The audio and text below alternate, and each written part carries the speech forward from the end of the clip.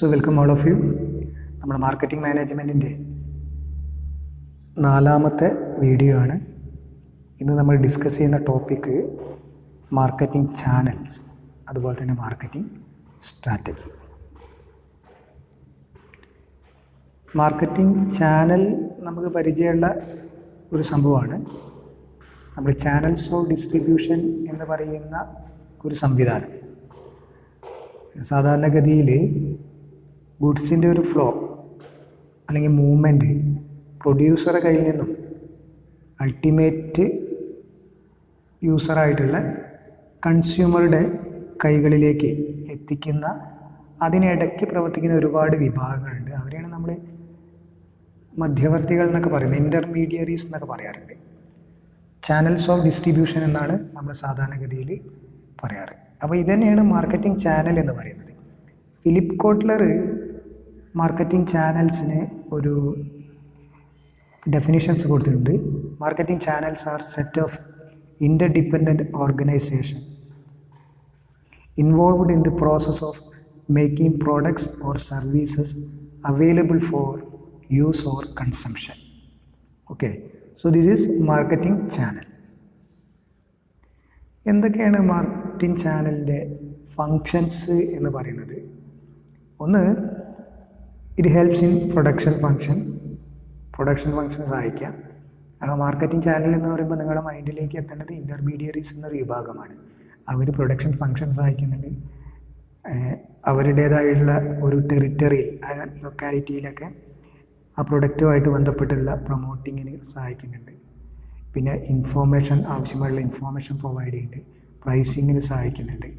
Matching demand and supply എന്ന് പറഞ്ഞിട്ടുണ്ടെങ്കിൽ ഇതാണ്, സെല്ലേഴ്സിൻ്റെയും ബയേഴ്സിൻ്റെയും നീഡ്സും മറ്റും നോക്കിയിട്ട് അത് മാച്ച് ചെയ്യുക എന്നുള്ളതാണ് demand and supply. Then helps in standardisation. ഇതൊക്കെ മാർക്കറ്റിംഗ് ചാനലിൻ്റെ ഫങ്ഷൻസ് ആയിട്ട് നമുക്ക് പറയാം.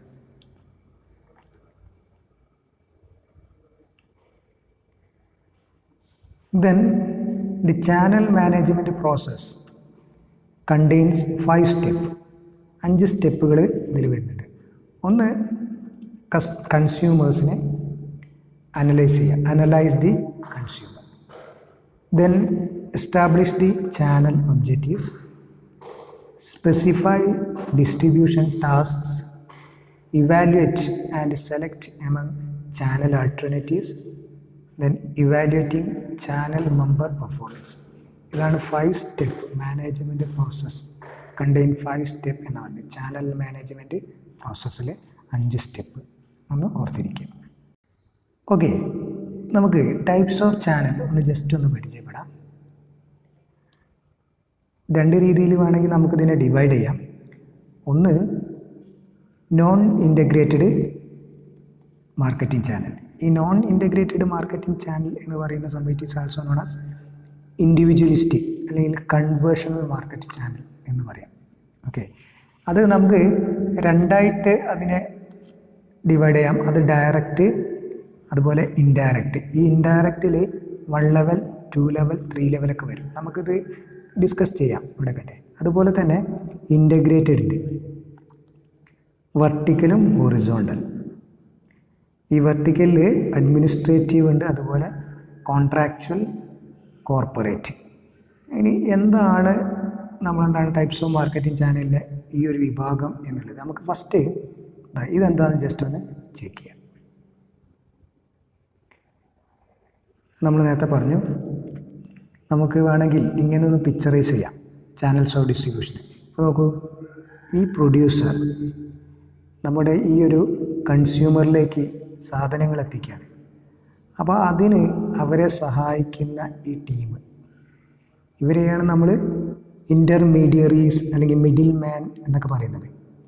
ഇവരാണ് ഗുഡ്സിൻ്റെ ഒരു ഫ്ലോ ഓപ്പറേറ്റ് ചെയ്യുന്ന വിഭാഗം. Okay, they operate the flow of goods.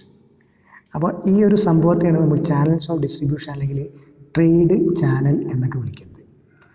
ഇപ്പോൾ ഒന്നുകിൽ പ്രൊഡ്യൂസർ നേരിട്ട് എന്ത് ചെയ്യാം, കൺസ്യൂമറിലേക്ക് എത്തിക്കാം. അപ്പോൾ അവിടെ ഒരു മധ്യവർത്തി ഇല്ല. അതിനെയാണ് ഡയറക്റ്റ് സെല്ലിംഗ് എന്ന് പറയുന്നത്. സോ നമ്മൾ ഈ ഭാഗത്തൊരു കാര്യം കൂടി എഴുതിയിട്ടുണ്ട്, നോക്കുക. അവിടെ 0 ലെവലാണ്, ഇവിടെ ഒരു ലെവൽ വരുന്നില്ല. എന്നാൽ പ്രൊഡ്യൂസർ റീറ്റെയിലർക്ക് കൊടുക്കുന്നു, ദെൻ കൺസ്യൂമറിലേക്ക് എത്തുന്നു. അപ്പോൾ അവിടെ റീറ്റെയിലർ എന്ന് പറയുന്ന ഒരു വിഭാഗം വരുന്നു. ഒരൊറ്റ ലെവൽ മാത്രമേ ഉള്ളൂ, അതാണ് 1 ലെവൽ എന്നുകൊണ്ട് ഉദ്ദേശിക്കുന്നത്.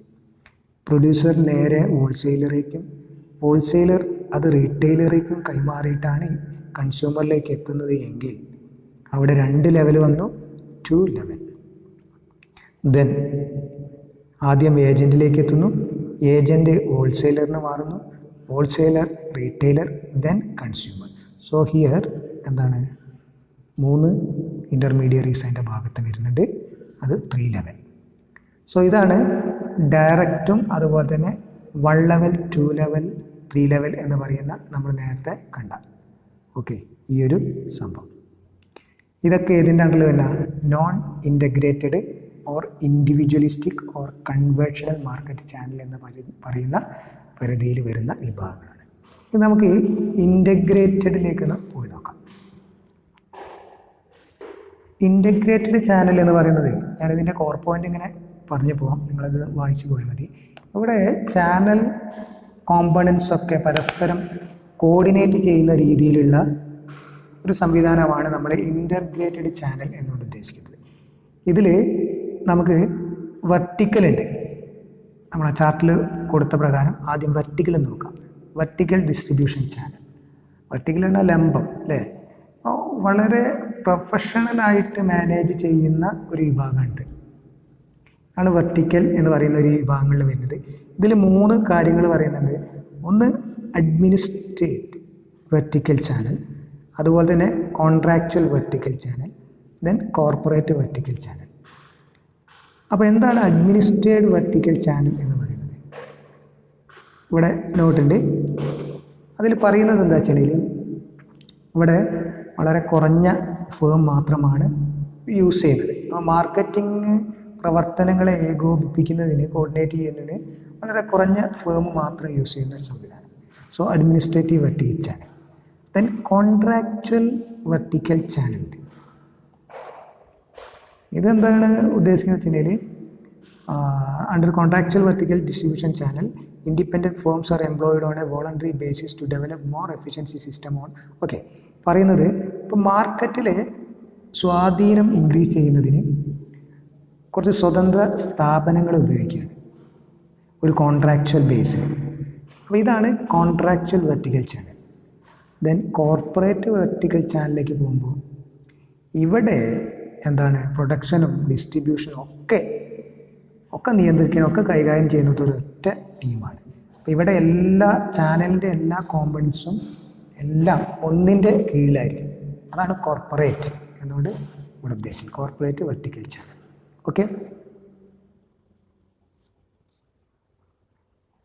ദെൻ ഹൊറിസോണ്ടൽ ഡിസ്ട്രിബ്യൂഷൻ ചാനൽ എന്ന് പറയുമ്പോൾ ഇവിടെ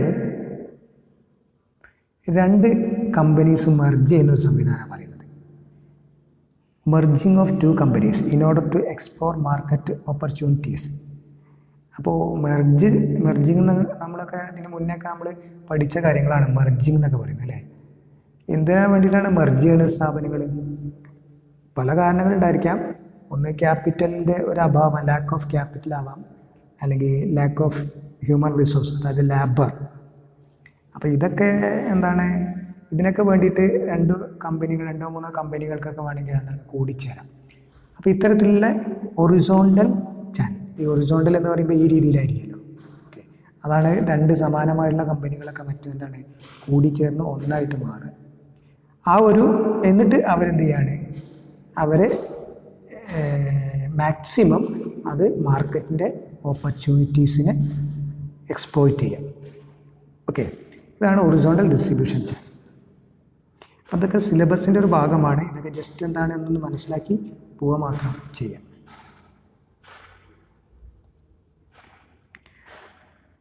then marketing strategy.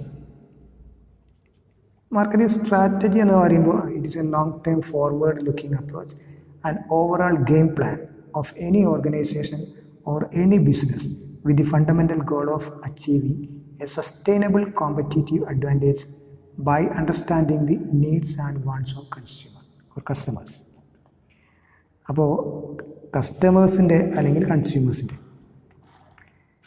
Needs and wants ഒക്കെ മനസ്സിലാക്കി നമ്മളെ ഒരു കോമ്പറ്റീറ്റീവ് അഡ്വാൻറ്റേജ് നേടിയെടുക്കുക എന്ന ലക്ഷ്യം, അത് വെച്ചിട്ട് എന്താണ് നമ്മളൊരു ഫോർവേഡ് ലുക്കിംഗ് അപ്രോച്ച്, ഒരു ദീർഘകാലത്തേക്ക് നമ്മളെന്താണ് ഒരു പ്ലാൻ സെറ്റ് ചെയ്യാണ്. അതാണ് സ്ട്രാറ്റജി എന്ന് പറയുന്നത്. Okay, then 5 steps in the strategic planning process. 5 സ്റ്റെപ്പുകൾ പറയുന്നുണ്ട്. അതിലൊന്ന് ഗോൾ സെറ്റിംഗ് ആണ്. ഗോൾ സെറ്റിംഗ് ആണ് ഉദ്ദേശിക്കുന്നതിന് the purpose of goal setting is to clarify the vision for your business. Vision set ചെയ്യാണ്. വിഷൻ ഇത് പറയുമ്പോൾ ജസ്റ്റ് ഒന്ന് ഓർക്കുക, എന്താണ് വിഷനും മിഷനും തമ്മിലുള്ള വ്യത്യാസം. നമുക്ക് വിഷനുണ്ട്, അതുപോലെ തന്നെ മിഷനുണ്ട്. ഇത് തമ്മിലുള്ള വ്യത്യാസം എന്താണ്? സിമ്പിളായിട്ട് പറഞ്ഞാൽ വിഷൻ എന്ന് പറയുന്നത് ഫോക്കസ് ഓൺ ടുമോറോ ആണ്.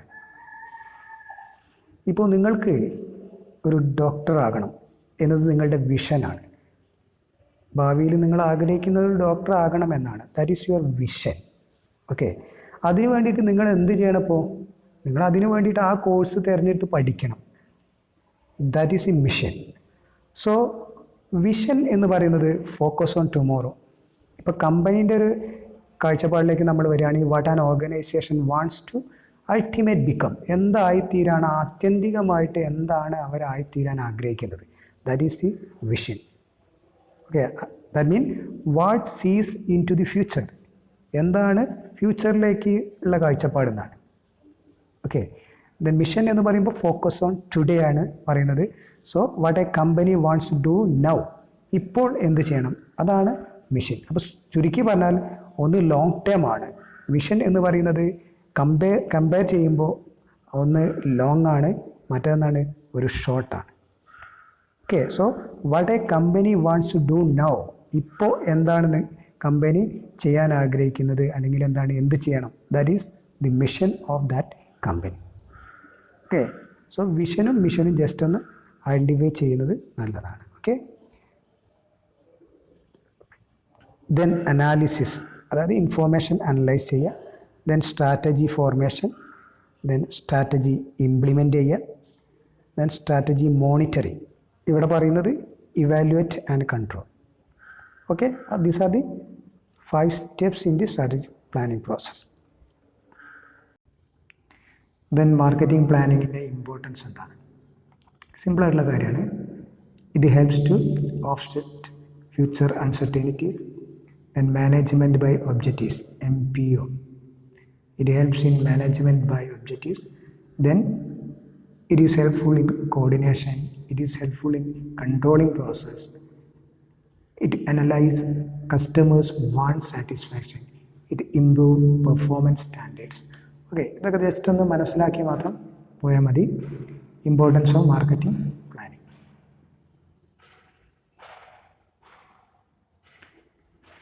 Then factors affecting marketing planning. Marketing പ്ലാനിങ്ങിനെ ബാധിക്കുന്ന ഘടകങ്ങൾ, കുറച്ച് കാര്യങ്ങൾ ഇതിൽ പറയുന്നുണ്ട്. Internal factors, industry factors, national factors, അതുപോലെ ഇൻ്റർനാഷണൽ ഫാക്ടേഴ്സ്. ഇതൊക്കെ എന്താണെന്ന് ജസ്റ്റ് അറിഞ്ഞിരുന്നാൽ മാത്രം മതി. ഓക്കെ, ഇൻറ്റേർണൽ ഫാക്ടേഴ്സ് എന്ന് പറയുമ്പോൾ they are those factors which arise in the enterprise itself. അത് ഉള്ളിൽ തന്നെയാണ് ഇൻറ്റേർണൽ എന്ന് പറയുന്നത്. അത് ഇതൊക്കെ ആവാം, കമ്പനീൻ്റെ സെയിൽസ് ആവാം, റിസ്ക് ബിയറിങ് കപ്പാസിറ്റി ആവാം. ഓക്കെ, ഈ രീതിയിലൊക്കെ വരുന്നതാണ്. ദെൻ ഇൻഡസ്ട്രി ഫാക്ടേഴ്സ് ഉണ്ട്. അത് it include technological change in the industry. ഇൻഡസ്ട്രിയിലുള്ള എന്താണ് സാങ്കേതികപരമായിട്ടുള്ള മാറ്റങ്ങളാണ്. ഈ കാര്യങ്ങളൊക്കെ വരുന്നതാണ് ഇൻഡസ്ട്രി ഫാക്ടർ. അത് between the enterprise and industry ആയിരിക്കും, അതതിൻ്റെ പ്രത്യേകത. ദെൻ നാഷണൽ ഫാക്ടേഴ്സ് ഉണ്ട്. നാഷണൽ ഫാക്ടേഴ്സ് എന്ന് പറയുമ്പോൾ it include population of the country and its distribution etcetera etcetera. Then international factors എന്ന് പറയുമ്പോൾ ഒന്നും കൂടി വൈഡാണ്. It include international stability and peace, international monetary system, അതൊക്കെ ഇതിൻ്റെ പരിധിയിൽ വരും. അപ്പോൾ ഇതെല്ലാം മാർക്കറ്റിംഗ് പ്ലാനിങ്ങിനെ ബാധിക്കുന്ന, അഫക്റ്റ് ചെയ്യുന്ന ഫാക്ടേഴ്സാണ്. ഓക്കെ, 4 ഫാക്ടേഴ്സാണ്. ജസ്റ്റ് ഒന്ന് ഐഡൻറ്റിഫൈ ചെയ്യാം. യെസ്, ഇനി നമ്മൾ ഡിസ്കസ് ചെയ്യാൻ പോകുന്ന ഒരു topic elements of marketing planning. കുറച്ച് എലമെൻറ്റ്സ് ഉണ്ട് മാർക്കറ്റിംഗ് പ്ലാനിങ്ങിൽ. ഈ എലമെൻറ്റ്സ് കൊണ്ട് ഉദ്ദേശിക്കുന്നത് എന്താ വെച്ചിട്ടുണ്ടെങ്കിൽ, നമ്മളിപ്പോൾ ഒരു ഒബ്ജക്റ്റ് സെറ്റ് ചെയ്ത് കഴിഞ്ഞാൽ ആ ഒബ്ജക്റ്റ് നമ്മൾ എങ്ങനെ നേടിയെടുക്കുന്നുള്ളതാണ്. ആ നേടിയെടുക്കുന്നതിന് വേണ്ടിയിട്ട് നമ്മൾ ചെയ്യുന്ന കുറച്ച് സ്റ്റെപ്സ്, അതാണ് ഇവിടെ എലമെൻറ്റ്സ് കൊണ്ട് ഉദ്ദേശിക്കുന്നത്. അപ്പോൾ ഒരു 7-8 എലമെൻറ്റ്സ് ഇതിൻ്റെ ഭാഗമായിട്ടുണ്ട്. ഒന്ന്, ഡിറ്റർമിനേഷൻ ഓഫ് ഒബ്ജക്റ്റീവ്സ്. ആദ്യം ഒബ്ജക്റ്റ് ഡിറ്റർമിൻ ചെയ്യുക എന്നുള്ളതാണ് ഏതൊന്നിൻ്റെയും ആദ്യത്തെ സ്റ്റെപ്പ്. അതാണ് ഐഡൻറ്റിഫൈ ദി പ്രോബ്ലം എന്നൊക്കെ നമ്മൾ പറയില്ല പ്രൊജക്റ്റിലൊക്കെ, അതുപോലെ തന്നെ ഡിറ്റർമിൻ ഒബ്ജക്റ്റീവ്സ്. ഇത് രണ്ടാമത്തത് ഫോർകാസ്റ്റ്. ഇതിൻ്റെ ഉള്ളിലുള്ള കാര്യങ്ങളൊക്കെ ജസ്റ്റ് നിങ്ങളൊന്ന് വായിച്ച് നോക്കണം. ഓക്കെ, ഞാൻ എൻ്റെ കോർ പോയിൻ്റ് മാത്രം പറഞ്ഞു പോവുക അത്യാവശ്യമുള്ളതിൻ്റെ. Okay, then forecast. ഫോർകാസ്റ്റ് എന്നാൽ നേർക്ക് എന്താണ്? പ്രവചനമാണ് നേർക്ക് ഫോർകാസ്റ്റ് എന്ന്, പ്രെഡിക്റ്റ് ഫ്യൂച്ചർ എന്നൊക്കെ പറയാം. Okay, so simply drawing conclusion about future, അതാണ് ഫോർകാസ്റ്റ് എന്നുകൊണ്ട് ഉദ്ദേശിക്കുന്നത്. നമ്മളിപ്പോൾ എന്താണ്, ഈ വരുന്ന ഒരാഴ്ച നല്ല ശക്തമായിട്ടുള്ള മഴ ഉണ്ടാകും, അതൊരു ഫോർകാസ്റ്റ് അല്ലെങ്കിൽ ഒരു പ്രഡിക്ഷനാണ്. So that is forecast, drawing conclusion about future. Policies. യഥാർത്ഥത്തിൽ പോളിസി എന്ന് പറഞ്ഞാൽ എന്താണ്? ഇപ്പോൾ നമ്മളൊക്കെ ചിലപ്പം പറയാറുണ്ട്, അതാണ് ഇവിടുത്തെ ഒരു പോളിസി, അങ്ങനെ നമ്മൾ കാഷ്വൽ ടോക്കിൽ പറയാറുണ്ട്.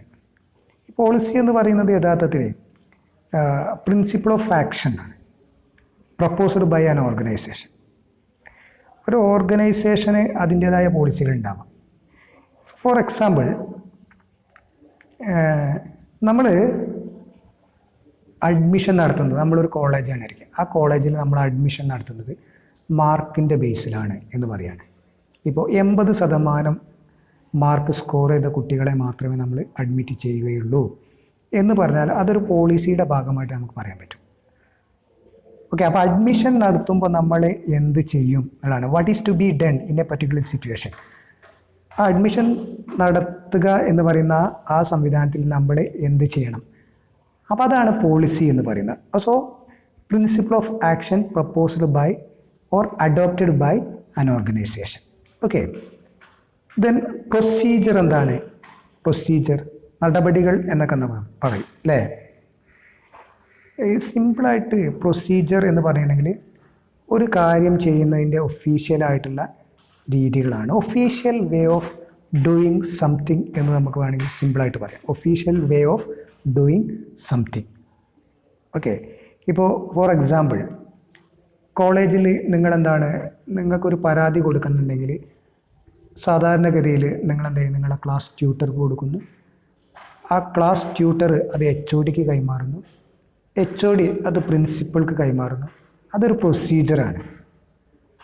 ഓക്കെ, സോ ഈ രീതിയിൽ എല്ലാ സ്ഥാപനങ്ങൾക്കും എന്തുണ്ടായിരിക്കും, അതിൻ്റേതായ പ്രൊസീജിയർ ഉണ്ടായിരിക്കും. So then what is programmes. ഇവിടെ കൊടുത്തിട്ടുണ്ട് പ്രോഗ്രാംസ് എന്ന് പറഞ്ഞാൽ സ്പെഷ്യൽ കൈൻഡ് ഓഫ് പ്ലാനിങ് ആണ്. സ്പെഷ്യൽ കൈൻഡ് ഓഫ് പ്ലാനിങ്, ഒരു പർട്ടിക്കുലർ കാര്യം അത് നമ്മൾ എങ്ങനെ ചെയ്യണമെന്ന് നമ്മൾ പ്ലാൻ ചെയ്യാണ്. ഇപ്പോൾ ഒരു ഡേ നിങ്ങൾ സെലിബ്രേറ്റ് ചെയ്യുക, നമ്മൾ കോളേജിൽ ഒരു ഡേ സെലിബ്രേറ്റ് ചെയ്യും, എൻവയോൺമെൻറ്റൽ ആയിട്ട് ബന്ധപ്പെട്ടുള്ള ഒരു ഡേ, എൻവയോൺമെൻറ്റൽ ഡേ, അത് സെലിബ്രേറ്റ് ചെയ്യാണ്. അതൊരു പ്രോഗ്രാമാണ് യഥാർത്ഥത്തിൽ. അപ്പോൾ സ്പെഷ്യൽ കൈൻഡ് ഓഫ് പ്ലാനിങ്, അതിനെ നമ്മളെന്താണ് പ്ലാൻ ചെയ്യുന്നതാണ് പ്രോഗ്രാം എന്നുകൊണ്ട് ഉദ്ദേശിക്കുന്നത്. Then schedule. What is schedule? ഞാൻ എന്താണ് ഇതൊക്കെ എന്താണെന്ന് മനസ്സിലാകാൻ വേണ്ടിയിട്ടുള്ളൊരു എക്സാമ്പിളാണ് പറയുന്നത്. ഇത് നിങ്ങൾ പിന്നെ ഏതാണോ നമ്മൾ കൈകാര്യം ചെയ്യുന്ന വിഷയം അതിനോടായിട്ട് നമ്മളെന്താ ബന്ധപ്പെടുത്തണം. ഇപ്പോൾ കൊമേഴ്സ് ആണെങ്കിൽ കൊമേഴ്സിനോട്, അല്ലെങ്കിൽ മാർക്കറ്റിംഗ് ആണെങ്കിൽ മാർക്കറ്റിങ്ങിനോട്, ഓക്കെ, ഫിനാൻസ് ആണെങ്കിൽ ഫിനാൻസിനോട്. ഇതാണ് നമ്മളതിൻ്റെ എലമെൻ്റാണ് പറയുന്നത്, കോർ പോയിൻ്റാണ് നമ്മൾ ഉദ്ദേശിക്കുന്നത് കേട്ടോ. ദെൻ ഷെഡ്യൂൾ എന്ന് പറയുമ്പോൾ എന്താണ്, ഇപ്പോൾ നിങ്ങൾ നമ്മൾ നേരത്തെ പറഞ്ഞു ഒരു പ്രോഗ്രാം നമ്മൾ പ്ലാൻ ചെയ്തു, ഒരു ഡേ നമ്മൾ സെലിബ്രേറ്റ് ചെയ്യാൻ പോകുന്നു. അങ്ങനെയാണെങ്കിൽ ആ ഒരു ഡേയിൽ ആരാണ് നമ്മളെന്താണ് അത് ഇനോഗ്രേറ്റ് ചെയ്യേണ്ടത്, ആരാണ് വെൽക്കം സ്പീച്ച്, ആരാണ് അത് പ്രിസൈഡ് ചെയ്യേണ്ടത്, അത് ആരെ ഇനോഗ്രേറ്റ് ചെയ്യണം, ബാക്കി എന്തെങ്കിലും ഫെലിസിറ്റേഷൻ കാര്യങ്ങളൊക്കെ അതിൽ ആരെങ്കിലുമൊക്കെ നിർവഹിക്കുന്നുണ്ടോ, വോട്ട് ഓഫ് താങ്ക്സ്, ഇങ്ങനെ നമുക്ക് വേണമെങ്കിൽ അതിനെ ഷെഡ്യൂൾ ചെയ്യാം. ഏത് സമയത്ത് അത് നടത്തണം എന്നൊക്കെ ഷെഡ്യൂൾ ചെയ്യാം. സോ ഒരു പ്രോഗ്രാമിൻ്റെ നടത്തിപ്പുമായി ബന്ധപ്പെട്ടിട്ടുള്ള എന്താണ് അതിൻ്റെ ടൈമും മറ്റു കാര്യങ്ങൾ ടൈം മാനേജ്മെൻറ്റാണ് നിങ്ങൾക്ക് ഷെഡ്യൂൾ എന്നുകൊണ്ട് ഉദ്ദേശിക്കുന്നത്. Actual time of strategy of a programme എന്നൊക്കെ നമുക്ക് വേണമെങ്കിൽ പറയാം. അതായത് സിമ്പിളായിട്ട് പറഞ്ഞാൽ how we chart this programme, എങ്ങനെയാണ് നമ്മൾ ഈ ഒരു പ്രോഗ്രാം ചാർട്ട് ചെയ്തിരിക്കുന്നത്, അതാണ് ഷെഡ്യൂൾ എന്നൊരു പദം കൊണ്ട് ഉദ്ദേശിക്കുന്നത്. Then rules. റൂൾസ് എന്താണ്? റൂൾസ് എന്നുണ്ടെങ്കിൽ സ്പെസിഫിക് ഗൈഡ് ടു ആക്ഷൻ എന്നാണ് പറയുന്നത്. ഒരു സ്പെസിഫിക് ഗൈഡാണ് റൂൾസ് എന്നോട് ഉദ്ദേശിക്കുന്നത്. അപ്പോൾ റൂൾസ് പറയുമ്പോഴേ നമ്മൾ ഇതന്നെയാണ് ഇപ്പോൾ നമ്മൾ പോളിസിയിലും പറയുന്നത്. നമ്മുടെ പോളിസി ഇതാണ്, നമ്മുടെ കോളേജിൽ എന്താണ് കുട്ടികളെ നമ്മൾ അഡ്മിഷൻ കൊടുക്കുന്നത് 80% മാർക്ക് വാങ്ങിയ കുട്ടികൾക്ക് മാത്രമേ അഡ്മിഷൻ കൊടുക്കൂ. അതൊരു പോളിസിയാണെന്ന് പറഞ്ഞല്ലോ. സോ എന്താണ് ഇപ്പോൾ റൂളും പോളിസിയും തമ്മിലുള്ള വ്യത്യാസം എന്നുള്ളതാണ്. നമുക്ക് ഈ റൂള് എന്ന് പറയുന്നത് അത് സ്പെസിഫിക്കാണ്, അത് നമുക്ക് ചേഞ്ച് ചെയ്യാൻ പറ്റില്ല. അതായത് there is no flexibility for rules, അതെ, നോ എക്സംഷൻ ടു റൂൾസ് എന്നർത്ഥം. അതിനൊന്നും ഒരു എക്സംഷൻ ഉണ്ടായിരിക്കില്ല.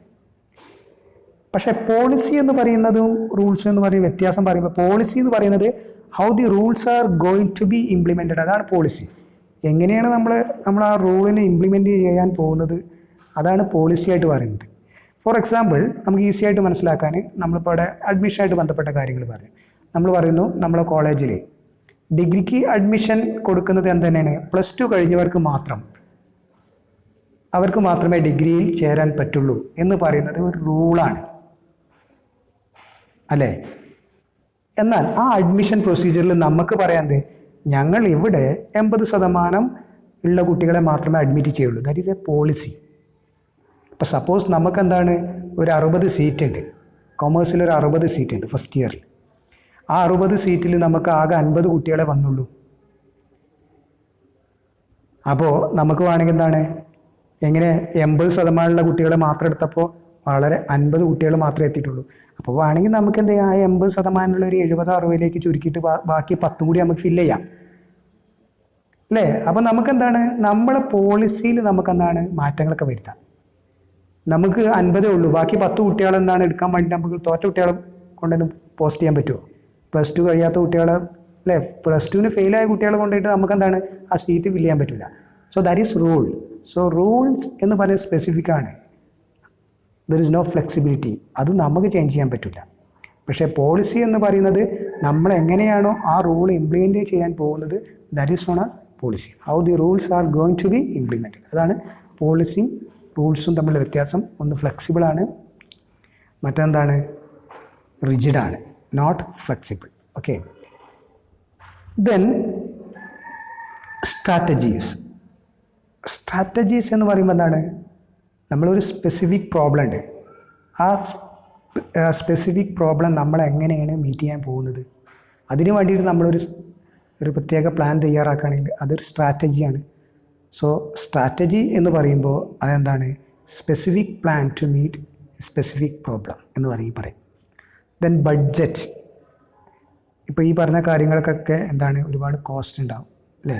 സോ അതിൻ്റെ ഒരു കോസ്റ്റ് ആൻഡ് റവന്യൂ അനാലിസിസ് ആണ് ബഡ്ജറ്റ് എന്ന് പറയുന്നത്. Estimation of revenue and expenditure എന്നൊക്കെ ആണെങ്കിൽ നമുക്ക് ബഡ്ജറ്റിനെ വിശകലനം ചെയ്യാം. ഓക്കെ, അപ്പോൾ അത് വളരെ ഇമ്പോർട്ടൻ്റ് ആണ്.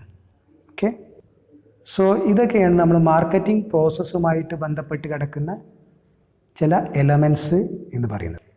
Then marketing control. എന്താണ് മാർക്കറ്റിംഗ് കൺട്രോൾ എന്ന് പറഞ്ഞാൽ, marketing control is the process of monitoring the proposed plans as they proceed and adjusting where necessary. Okay, അപ്പോൾ കൺട്രോൾ എന്ന് പറയുമ്പോൾ നമ്മൾ പ്രപ്പോസ് ചെയ്തിരിക്കുന്ന പ്ലാന്, അതിൻ്റെ ഒരു മോണിറ്ററിങ്, ആ സൈഡിനെയാണ് നമ്മൾ എന്ത് പറയുന്നത്, കൺട്രോൾ എന്ന് പറയുന്നത്. നമ്മൾ planning, organising, staffing, directing, control എന്ന് പറഞ്ഞിട്ട് ഫങ്ഷൻസ് ഓഫ് മാനേജ്മെൻറ്റ് പഠിച്ചത് നിങ്ങൾക്ക് ഓർമ്മയില്ലേ? അവിടെ കൺട്രോളിൻ്റെ ധർമ്മത്തെ കുറിച്ച് പറയുന്നതിനാണ്. കൺട്രോൾ ഫങ്ഷൻ എന്താ ചെയ്യുന്നത്, നമ്മൾ പ്ലാൻ ചെയ്ത കാര്യങ്ങളൊക്കെ യഥാവിധി തന്നെയാണോ പോകുന്നത് എന്ന് മോണിറ്റർ ചെയ്യുക, അതാണ് കൺട്രോളിൻ്റെ ധർമ്മം. അപ്പോൾ അതുപോലെ അല്ല പോകുന്നത് എങ്കിൽ നമുക്ക് എന്ത് ചെയ്യേണ്ടി വരും, ചിലപ്പം റീപ്ലാൻ ചെയ്യേണ്ടി വരും, മാറ്റങ്ങൾ വരുത്തേണ്ടി വരും. So that is marketing control എന്ന് പറഞ്ഞിട്ടുണ്ടെങ്കിൽ മാർക്കറ്റിംഗ് നമ്മൾ